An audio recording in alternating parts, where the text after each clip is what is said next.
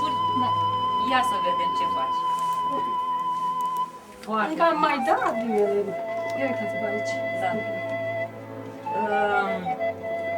După ce le confecționezi atimiuța, ce faci cu ele? Le vinzi sau le păstrezi? Mai și păstrez, mai și vând ca în comenzi. Da? Și ce faci în afară de coșuri, că faci Borcane, așa? dam sticle, damigene de la 3 kg până la 50. De la cine ai învățat, Marta, această Am făcut școală profesională la Lăpușeni. școală profesională? Da. Și cum se numea școala profesională? Ce ai învățat acolo? Acolo ai învățat să faci? Da, Da? În damigene și borcane. Tanti Miuța, ia spune-ne, te rog frumos, cam cât timp îți ia să îmbraci o sticlă? Cam o oră. Cam o oră? Da.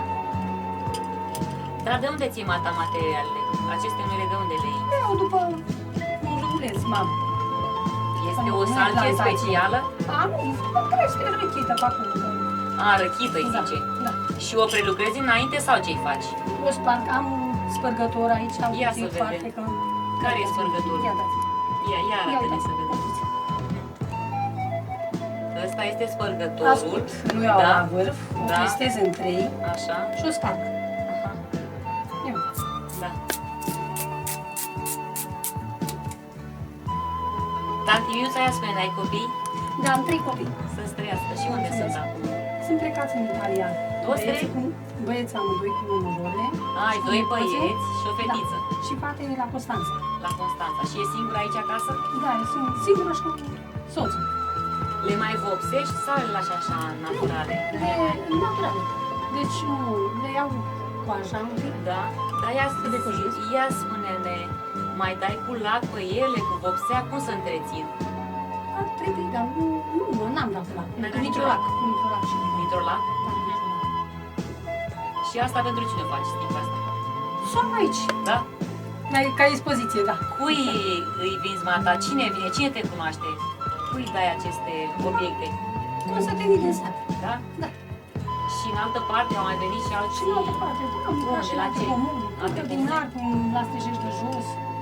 Dar te duci cu ele la un târg cumva să le vinzi sau știe lumea și vine acasă? Nu, vine acasă și le ia.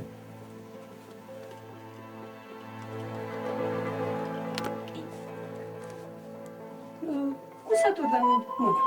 Carpete, prosoape. Le-ai făcut, Marta, toate? Da, da, pe iarna ce să lucrez? Foarte Ia frumos. uitați-vă. Și prosoape tot, Marta, le-ai Da, făcut? da, da. Păi când faci, tanti Miuța, și gospodărie, e și soție, Când și plouă, mamă, și când bunică. plouă, Când plouă, când e Când timpul plouă, urât afară, timp de iarnă, ce să facem? Că e Da. ziua... foarte frumoase. Și să tricotezi? Da, Ce tricotezi? scotez. M-am făcut la nepoțăi, costume, cipicei mici, căciulițe, Câți nepoți ai? 5. Grădina mata asta, da? Da. Ce ai pus aici în grădină? Văd că asta Am avut, aici am avut răzoare și în locul Da. răzoarelor am pus castraveți, ardei gras, ardei capie, Da? da. Fasole fideluță, Ai și leuștean, și pătrunjel, de toate câte puțin. și flori. Antiniuța, ce crezi că pui în primul rând să iasă asemenea zanzavaturi frumoase? Ce spui, Marta, în primul rând? Suflet. Suflet! Da. Văd că ai pus și castraveți și păstăi de fasole. Îmi dai să gust? Ia! Foarte bun. Ai făcut și compot. De ce e compotul? De vișine sau de Am cireșe? făcut și de vișine, și de cireșe, și de bere, ghețată de căpșună, de vișină, gem de prună cu mucă. Mata te consider o femeie împlinită, ești fericită pentru viața care o duci. Da, da, sunt foarte mulțumită. Ce te face? Ce te face cu ta împlinită ca femeie? Ce să vă spun, mă sunt mulțumită în sufletul meu că pot să realizez ceva în viață. Că lași ceva în urma ta. Că ai făcut 3 copii, ai 5 nepoți, dar cine crezi că te ajută să fii așa?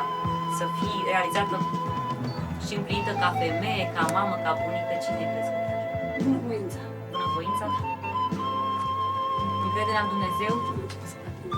Da, da, încrederea în Dumnezeu pe primul plan. Pe primul plan. Mergi la biserică? Te rogi, ții post? Citești rugăciuni? Crezi că este foarte important? Cum să? Puterea lui Dumnezeu e pe primul plan. Fac în primul rând pentru că îmi place. Că îți place. Să duc tradiția mai departe. Tati, îți mulțumesc foarte mult. Să dea Dumnezeu multă sănătate. Pentru că Mă bucur mult că te-am cunoscut. Și să ai o viață așa cum ți-o dorești, mata, mulțumesc la fel. alături de soț,